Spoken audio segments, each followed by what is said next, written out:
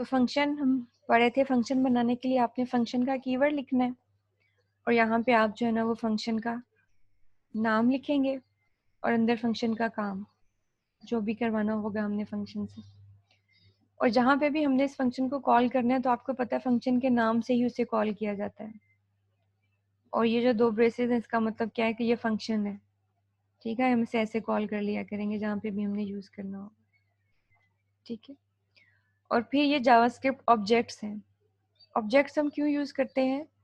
जब हमने एक से ज़्यादा चीज़ें स्टोर करवानी हो किसी एक वेरिएबल के अंदर तो फिर हम उसे वेरिएबल नहीं बोलते बल्कि क्या बोलते हैं? ऑब्जेक्ट।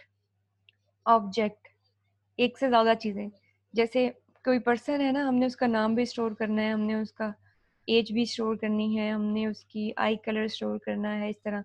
तो एक पर्सन की एक से ज़्यादा चीज़ें स्टोर करनी है तो उसके लिए हम ऑब्जेक्ट कहते हैं उसे, ऑब्जेक्ट, ठीक है। जैसे आपने ऊप के कॉन्सेप्ट्स में पढ़ा था, इसमें ऐसे क्लासेस तो नहीं है लेकिन इसमें ऑब्जेक्ट्स हैं, मतलब आप मल्टीपल चीज़ें स्टोर कर सकते हैं किसी एक चीज़ के रेलिवेंट, ठीक। तो अच्छा, उससे पहले मैं आपको ये हमने यूज़ करना है गेट एलिमेंट बाय आईडी, इसके बारे में बता दूं। HTML के किसी भी टैग को आप जावास्क्रिप्ट में उठाना चाहते हैं, फिर से मेरी स्टेटमेंट सुनिएगा, HTML के किसी भी टैग को आप जावास्क्रिप्ट में पिक करना चाहते हैं तो आप कैसे पिक करेंगे, ठीक है। अच्छा, अभी हमने डॉक्यूमेंट डॉट राइट देख रहे थे। डॉक्यूमेंट डॉट राइट का इशू पता क्या होता है? इशू ये होता है इसका कि अगर आपका पेज डिज़ाइन है ना तो डॉक्यूमेंट डॉट राइट जहाँ पे आप यूज़ करेंगे ना तो ये नया पेज के ऊपर जाके टेक्स्ट लिखता है, नए पेज के ऊपर, ठीक है। अगर आपका पेज ऑलरेडी डिज़ाइन है, जैसे देखिए मैंने यहाँ पे लिखा ना H1 और मैंने लिखा हेलो, ये मेरा H1 है, ठीक है। और मैं यहाँ पे डॉक्यूमेंट डॉट राइट के अंदर सिर्फ लिख देती हूँ वेलकम। अब मेरा ये डॉक्यूमेंट डॉट राइट वेलकम जाके कहाँ प्रिंट करेगा वो देखते हैं। ये इसने यहाँ पे प्रिंट किया है। अब हमारा होता है ये पेज अगर फुल डिज़ाइन, ठीक है, तो हमारे पेज पे तो कलर्स, पिक्चर्स और ऑडियो वीडियो सारा कुछ लगा हुआ होता है पहले से। जब ये अपनी मर्जी डॉक्यूमेंट डॉट राइट अपनी मर्जी की जगह पे जाके डिस्प्ले करवाएगा चीज़ों को तो उससे हमारे पेज का लेआउट सारा डिस्टर्ब हो जाएगा। फॉर एग्जांपल यहाँ पे कोई पिक्चर लगी थी और यहाँ पे प्रिंटिंग होगी, वो पिक्चर नीचे चलेगी, उस पिक्चर के नीचे कोई बटन थे, वो बटन उससे नीचे चले जाएंगे, लेआउट सारा डिस्टर्ब हो गया। हम ऐसा नहीं करते, हम इसको यूज़ नहीं करते हैं, इसलिए क्योंकि हमारा पेज डिज़ाइन हुआ होता है और हमने अकेली जावास्क्रिप्ट तो यूज़ नहीं करनी, हमने तो HTML के साथ इसे यूज़ करना है डिज़ाइन पेजेस के ऊपर। तो हम क्या करते हैं, हम ये जो हमने H1 लगाया है ना, हम इसको एक ID असाइन करते हैं, ID। फॉर एग्जाम्पल हमने इसे ID दे दी D1, ठीक है। हम चाहते हैं कि ये जो हमने H1 लगाया है ना, या आप इसे P कर लें, H1 से कंफ्यूज, पैराग्राफ कोई लगाया हुआ है, हमने इस पैराग्राफ के अंदर पहले से कुछ नहीं लिखा, ठीक है, ये खाली है।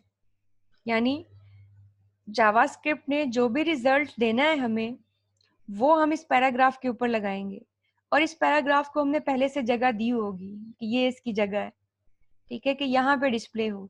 अब ये पैराग्राफ चाहे आपके पेज के ऊपर इधर है, इधर है, इधर है, जहां पे भी लगा हुआ है, जावास्क्रिप्ट उसी जगह पे जाके चीजें डिस्प्ले करेगा, यानी उस पैराग्राफ के ऊपर ही। अब इस पैराग्राफ को आपने पिक कैसे करना है? आपने इसे पिक करना है, डॉक्यूमेंट डॉट आपने लिखना है गेट एलिमेंट बाय आईडी, ठीक है, document dot gate element by ID, यानी आईडी के थ्रू HTML के टैग्स को गेट किया जाए, ठीक है। वही जो यहाँ पे डॉक्यूमेंट डॉट गेट एलिमेंट, ये याद रखिएगा, यहाँ पे G स्मॉल है, आप कैपिटल लिखेंगे तो कोई नहीं काम होगा, E कैपिटल है, E स्मॉल लिखेंगे तो कोई नहीं काम होगा। क्यों? क्योंकि ये प्योर केस सेंसिटिव है, ठीक है, प्योर केस सेंसिटिव है। और अंदर आप दे दें ID, मैंने D1 जो कि मेरी इसकी ID है, डॉट, अगर आप पैराग्राफ के अंदर यहाँ कुछ लिखना चाहते हैं ना, तो उस चीज को बोलते हैं इनर HTML। प्रॉपर्टी का नाम है इनर HTML, INNER इनर और HTML। Inner HTML equal to, यहाँ पे हम लिख देंगे this text written by JS। ठीक है, ये अब देखिएगा, अब हमने इस पैराग्राफ के ऊपर कुछ नहीं लिखा, लेकिन ये इसके थ्रू इस पैराग्राफ के ऊपर लिखा जाएगा।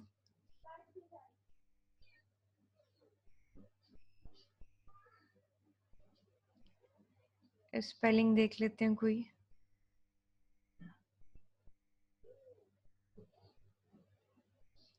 d1.innerhtml, ये BI लिखा है ना मैंने, ये बाय BY होना है। ठीक है, तो कोई भी स्पेलिंग मिस्टेक होगी तो ये एरर्स नहीं बताता यहाँ पे, सब लाइन जो है गेट एलिमेंट बाय ID। अब दिस टेक्स्ट वो, अब आप इस पैराग्राफ को आपने यहाँ पे लगाया हुआ है डिव में, या इस आपने इसे बेशक यहाँ पे भी लगाया हुआ है स्क्रिप्ट के टैग के नीचे। ये पैराग्राफ जहाँ पे भी आपका लगा हुआ होगा डिजाइंड पेज में, वहीं पे जाके ये डिस्प्ले होगा, अपनी मर्जी की जगह पे डिस्प्ले नहीं होगा। तो अब से हम डॉक्यूमेंट डॉट राइट यूज नहीं करेंगे, बल्कि हम क्या यूज करेंगे, हम डिजाइंड पेज के ऊपर एक पैराग्राफ लगाया करेंगे।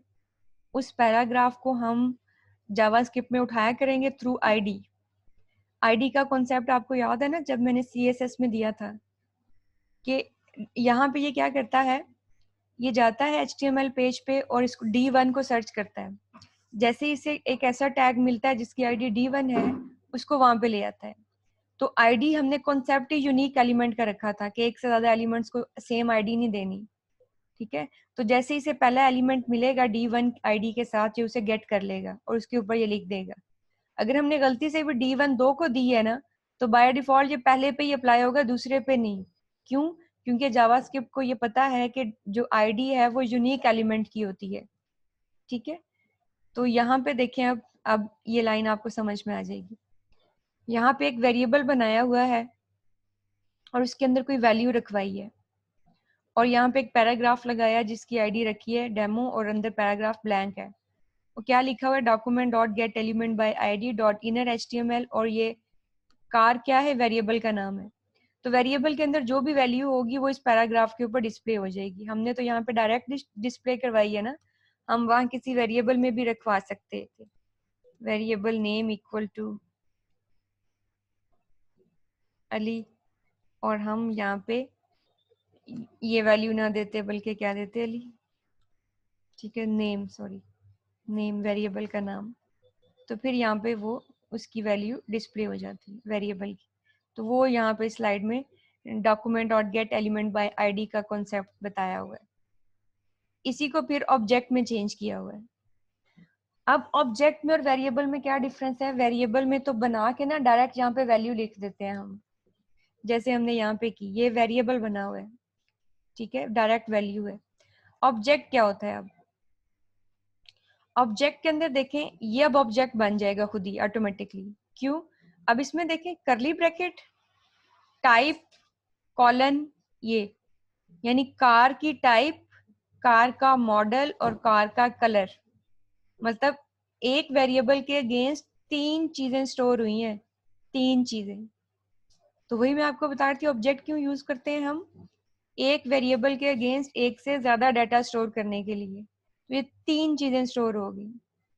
ठीक है, फिर उसको पिक उसने ऐसे ही करना है, मतलब वेरिएबल का तो जस्ट नाम लिख दिया जाता है, यहाँ पे आगे बताना पड़ेगा कि ऑब्जेक्ट की आप तीनों में से क्या चीज पिक करना चाहते हैं। जैसे हमने लिखा कार डॉट टाइप, तो ये आ जाएगा। अगर हम लिखेंगे कार डॉट मॉडल तो ये आ जाएगा। अगर हम लिखेंगे कार डॉट कलर तो ये आ जाएगा। तो ये सिंटैक्स है ऑब्जेक्ट बनाने का। ऑब्जेक्ट जिसमें एक वेरिएबल के अगेंस्ट हम एक से ज्यादा डाटा स्टोर कर सकते हैं। तो ऑब्जेक्ट का नाम और साथ उसकी कोई सी भी प्रॉपर्टी, ये उसकी प्रॉपर्टीज हैं सारी, टाइप, मॉडल, कलर। ठीक हो गया। अब यहाँ पे देखें, यहाँ पे भी वही, आप चाहे इसे एक लाइन में लिख लें, ये एक लाइन में लिखी हुई है, और आप चाहे इसको जो है ना ऐसे भी लिख लें, वे भी वही चीज है। वेरिएबल पर्सन इक्वल टू, ये देखें करली ब्रैकेट, और फर्स्ट नेम कॉलन ये जॉन, कॉमा लास्ट नेम ये, एज उसकी ये, आई कलर ये। एक पर्सन के रिलेटेड एक से ज्यादा चीजें स्टोर की हुई हैं, ठीक है। और document dot gate element by ID, ये पैराग्राफ को पिक किया है। Person dot first name, person का फर्स्ट नेम डिस्प्ले होगा। कंकैटिनेशन ऑपरेटर, कंकैट करने के लिए चीजों को। फिर इज हमने खुद लिखा है। फिर plus concatenation operator, person dot age ये आ जाएगी 50, प्लस ईयर्स ओल्ड खुद लिखा है, तो स्क्रीन पे लिखा होगा John is 50 years old. John यहाँ से उठाया, 50 यहाँ से उठाया, जॉन इज 50 ईयर्स ओल्ड, ठीक है। ये ऑब्जेक्ट है। असल में ये सिंटेक्स आपने याद मतलब समझना है और याद रखना है कि वेरिएबल बनाने के लिए तो बना के डायरेक्ट वैल्यू, लेकिन अगर आपने ऑब्जेक्ट बनाना है तो फिर इस तरह से आप बनाएंगे ऑब्जेक्ट, ठीक है। ये वही, यहाँ पे भी वही ऑब्जेक्ट है और यहाँ पे दो चीजें डिस्प्ले करवाई हुई है, पर्सन डॉट फर्स्ट नेम और पर्सन डॉट लास्ट नेम। फिर हम चाहें तो जो हमने ये ऑब्जेक्ट के प्रॉपर्टीज डिस्प्ले करवाई हैं, क्योंकि आपको पता है ना क्लास में दो चीजें होती हैं, प्रॉपर्टीज और फंक्शंस भी, तो हम इसका फंक्शन भी बना सकते हैं अंदर ही, ऑब्जेक्ट के अंदर उसका फंक्शन भी, और हम जस्ट फंक्शन को कॉल कर लें यहाँ पे, ठीक है। जैसे देखें यहाँ पे पर्सन है, फर्स्ट नेम स्टोर किया है, लास्ट नेम स्टोर किया है, पर्सन की आईडी। अब फंक्शन बनाया है, फंक्शन बनाने का क्या तरीका है, सबसे पहले फंक्शन का नाम कॉलन फंक्शन कीवर्ड, ये ऑब्जेक्ट के अंदर फंक्शन बनाने का तरीका है कि पहले फंक्शन का नाम लिखें, फिर कॉलन फंक्शन कीवर्ड और अंदर फंक्शन का काम। अब ये क्या कर रहा है, return this dot first name. This का क्या मतलब है, जिसका मतलब है जिस करंट ऑब्जेक्ट के अंदर मैं इस टाइम हूं। लेकिन जब आप ऑब्जेक्ट के बाहर किसी ऑब्जेक्ट को यूज करेंगे तो आप उसके नाम से यूज कर लेंगे, ये देखें पर्सन इसका नाम। जब आपने एक ऑब्जेक्ट के अंदर उसी ऑब्जेक्ट को यूज करना है तो आप उसका नाम नहीं लिखेंगे, क्योंकि अभी आप उसके अंदर खुद, उसके अंदर तो आप खुद मौजूद हैं, तो आप लिखेंगे दिस। तो दिस कीवर्ड जावास्क्रिप्ट में क्यों यूज होता है कि जब आप किसी ऑब्जेक्ट के अंदर उसी ऑब्जेक्ट की कोई प्रॉपर्टी कॉल करें। देखिए हम इस पर्सन के अंदर हैं और हम पर्सन की एक प्रॉपर्टी है फर्स्ट नेम, उसे कॉल करने वाले हैं, तो हम दिस यूज करेंगे। ये क्या कर रहा है फंक्शन, ये दिस डॉट फर्स्ट नेम को और लास्ट नेम दोनों को इकट्ठा करके रिटर्न कर देता है। अब हमने यहाँ पे क्या कॉल किया, हमने जस्ट फंक्शन कॉल किया है। फंक्शन कॉल करने के देखिए ये आगे दो ब्रैकेट है, यानी हमने फंक्शन कॉल किया इसका फुल नेम। ये फंक्शन क्या करेगा, हमें स्क्रीन पे ये प्रिंट करवा देगा फर्स्ट नेम और लास्ट नेम। जब हमने ये अलग अलग प्रिंट करवाए थे थ्रू प्रॉपर्टीज बगैर फंक्शन के, तो फिर हमने यहाँ पे देखे ये नहीं लगाया था क्योंकि हमने फंक्शन कॉल नहीं किया था बल्कि ऑब्जेक्ट की प्रॉपर्टी कॉल की थी। क्लियर हो गया, यहाँ तक कोई प्रॉब्लम?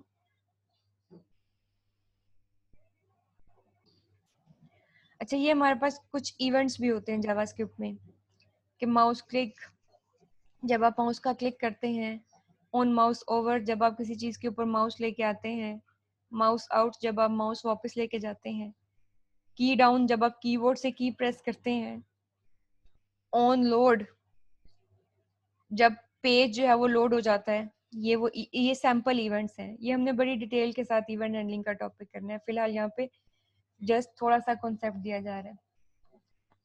जैसे आप बटन बनाया ना आपने, तो आप बटन के ऊपर डायरेक्ट भी लिख सकते हैं ऑन क्लिक। ऑन क्लिक के ऊपर आपने क्या किया है, document dot gate element by ID, एक डॉक्यूमेंट गेट किया थ्रू आईडी, और इसके ऊपर आपने इनर एचटीएमएल क्या लिख लिया, डेट। ये डेट फंक्शन क्या करता है, करंट डेट डिस्प्ले करवाएगा आपको, करंट डेट, ठीक है। तो ये आप डायरेक्ट, ये आप जावास्क्रिप्ट के बगैर भी ये काम कर सकते हैं, ठीक है। ऑन क्लिक इवेंट पे यहाँ पे जैसे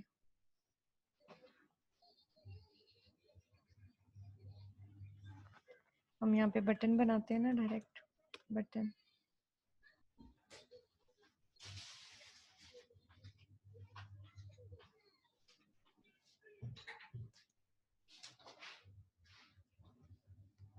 ऑन क्लिक। अच्छा, ये बनाया ना पैराग्राफ, इसी को पिक कर लेते हैं, इस इन लाइंस को मैं फिर ऐसे ये कर देती हूँ।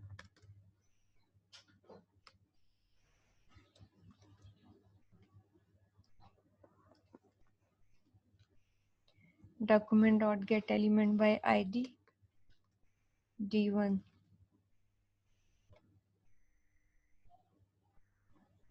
dot inner html equal to function का नाम है डेट। एक दफा चेक कर लेते हैं, फंक्शन का नाम है डेट।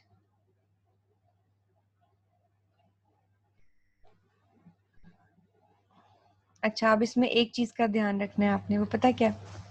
अब देखें, हमने ये भी डबल कोट्स में लिखना है, मतलब यहाँ पे ये डबल कोट्स क्लोज होने चाहिए, यहाँ पे ये सारा हमने डबल कोट्स में लिखना है, ठीक है।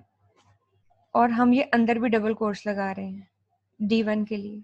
अब ये यहाँ पे ये पता क्या समझ रहा है कि ये ओपनिंग है और ये क्लोजिंग है, फिर ये ओपनिंग है और ये क्लोजिंग है, ये ऐसे समझ रहे हैं। तो जब भी आपको डबल कोट्स के अंदर कोट्स लगाने की जरूरत हो तो पता आप क्या करें, आप सिंगल कोट्स यूज कर लें अंदर या बाहर। इससे क्या होगा, ये ओपनिंग और ये क्लोजिंग समझी जाएगी और ये ओपनिंग ये क्लोजिंग, ठीक है। आप इस तरह से काम करें, जैसे यहाँ पे ये ओपनिंग ये क्लोजिंग और ये आपकी जो है ना ओपनिंग, यानी अगर आप यहाँ पे भी डबल कोट्स यूज करेंगे तो क्या हो जाएगा, कंपाइलर कंफ्यूज हो जाएगा कि ये ओपनिंग है ये क्लोजिंग है, ये ओपनिंग है ये क्लोजिंग है, तो वो एरर दे देगा, ठीक है, एरर दे देगा। बटन के ऊपर लिखा हुआ है टाइम इज, ये बटन बन गया, ये ऊपर डेट आ रही है आज, तो बटन का क्लिक इवेंट, ये इवेंट हैंडलिंग है। टाइम ऊपर, ये टाइम हमने किसके ऊपर डिस्प्ले करवाया, इस पैराग्राफ के ऊपर। अगर हम इस पैराग्राफ को उठा के नीचे लगा दें बटन से नीचे लगा दें तो ये यहाँ पे है, ठीक है, ये टाइम इज, तो इसे कहते हैं इवेंट हैंडलिंग ऑन क्लिक। और ये इवेंट्स कौन कौन से हो सकते हैं, ये हमारे पास ये सारे on mouse over mouse out on की डाउन ऑन लोड, ये हमारे पास इवेंट्स हो सकते हैं, ठीक है। इसी तरह हमारे पास कुछ बिल्ट इन क्लासेस भी हैं जो काम करती हैं। चलिए ये मैं आपको नेक्स्ट में पढ़ा दूंगी बिल्ट इन क्लासेस के बारे में। नेक्स्ट में हम ये और साथ ही जो है ना फॉर्म हैंडलिंग कर लेंगे। मतलब आज जो चीजें पढ़ी है ना हमने, इफ एल्स वेरिएबल बनाना, वो नेक्स्ट क्लास में हम कुछ बिल्ट इन क्लासेस पढ़ के और ये चीजें जो है ना जो आज सिर्फ पढ़ी हैं इन्हें यूज करना सीखेंगे, बाकायदा एक पूरा फॉर्म जो है ना उस फॉर्म की रजिस्ट्रेशन करके, ठीक है। Yes ma'am.